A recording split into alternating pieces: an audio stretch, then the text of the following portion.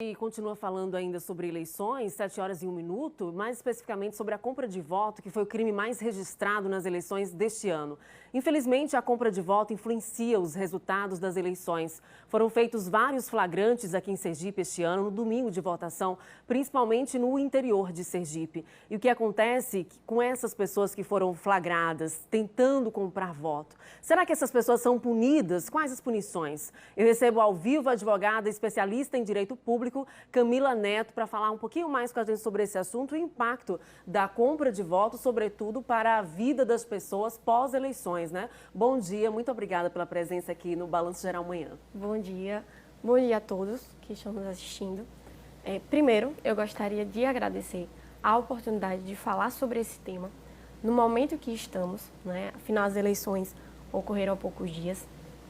E aqui eu exerço também a minha função social como advogada, de esclarecer alguns pontos jurídicos sobre esse tema importante. Com relação à captação do sufrágio, que na legislação usa esse termo, mas a popularmente conhecida compra de votos, tá? Ela é disciplinada em lei.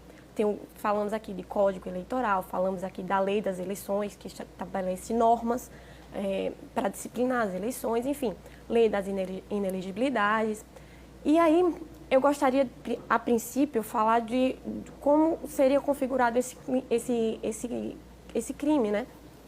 Seria dar, prometer, receber e até mesmo solicitar, ou seja, pratica crime quem compra e quem vende também. Uhum.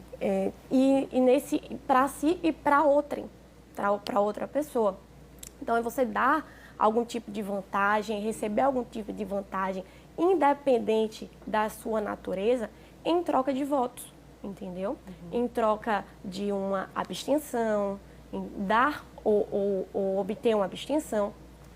E aí, quando a gente fala em compra de votos, a gente pensa tanto nas consequências jurídicas, como também nos reflexos sociais, certo?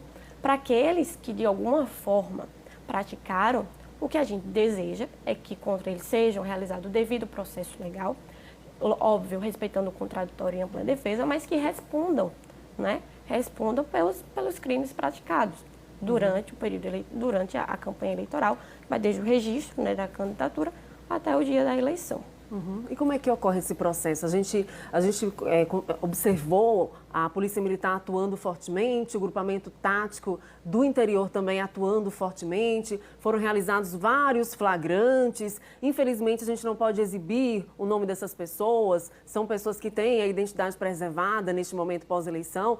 O dinheiro é apreendido, mas o que acontece com a pessoa que é pega em flagrante? Bom, por lei, a lei estabelece que a pena estabelecida por lei é de até 4 anos de reclusão, tá? Multa, né, em casos também de perda de registro de candidatura.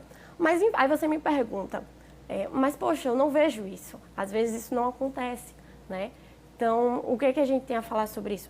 Que o devido processo ele seja realizado, entendeu? E que a impunidade, essa sensação que nós temos como, né, de impunidade, ela acabe sendo afastada. E isso acontece respeitando, não só colocando o processo legal para andar, mas sim fazendo justiça, né? Seja aqueles que, de alguma forma, dar, oferecer algum tipo de vantagem, tanto para si como para outrem, certo? Uhum. E quando a gente fala em consequências, um ponto que eu queria falar seria sobre os reflexos sociais, tá?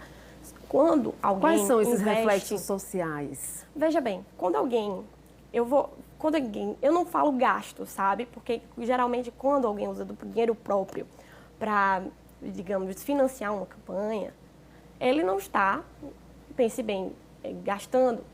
Essa pessoa está investindo no próprio bolso. Então, posteriormente, eles vão querer um retorno e esse retorno vai sair dos cofres públicos, certo? E aí é quando a gente começa a perceber falhas na educação, na saúde, consequências práticas. Uhum. Salários atrasando. Depois a população é quem paga a conta, porque quando falta o dinheiro na educação, quando falta o básico para que a população tenha acesso à dignidade, acesso a emprego, acesso a uma vida digna, é porque justamente há corrupção, há um dinheiro da máquina pública ali que foi desviado. Claro.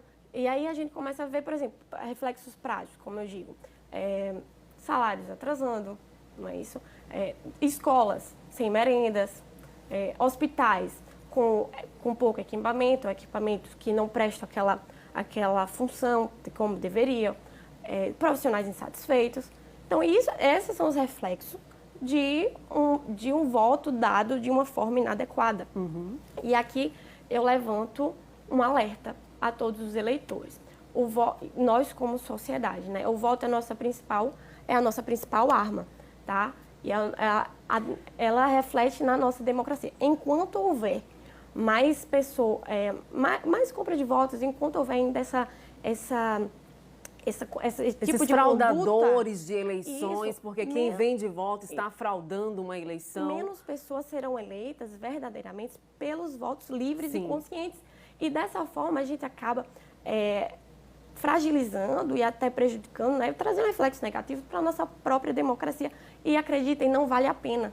Não vale a pena nem daqui a 4 anos, porque quando nós votamos, não votamos só eu não voto escolhendo mas só por o toda meu, a população. exato, mas sim pela sociedade em geral. Verdade. Né? Foram feitas várias apreensões, a gente tem imagens, inclusive, de uma das apreensões feitas aí no município de Maruim. Essa apreensão foi feita em flagrante, a pessoa é colocada à disposição da justiça. Além dessa apreensão no município de Maruim, teve também apreensão de dinheiro relacionado à compra de voto no município de Pedra Mole, onde foram aí flagrados um dinheiro de R$ 2.950. A gente sabe que rola muito dinheiro nos bastidores. E o que acontece com essas pessoas? Elas são flagradas, são colocadas à disposição da justiça e muitas vezes a justiça falha, na sua concepção?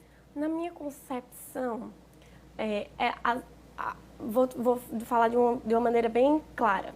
Atualmente, não se em localidades, não vou especificar, não existe a política em si, a política limpa. Existe a politicagem, o jogo de interesse, entendeu? Os jogos de interesse, as influências políticas, as influências econômicas. Então, é isso que nós estamos aqui, apertando nesse botão, levantando essa bandeira. Vamos levantar a bandeira do devido processo legal sem a influência, seja ela política e econômica. Verdade. Lembrando que isso é muito forte no interior, porque a população é mais vulnerável, é uma população mais necessitada, é uma população que não tem acesso a emprego, não tem acesso à renda e muitas vezes está necessitando ali daquele dinheiro rápido. Mas vale lembrar que nas urnas o voto é secreto e você tem o direito de exercer a sua liberdade lá. Muito obrigada por sua presença aqui. Bom dia. Eu que agradeço. Um bom dia a todos.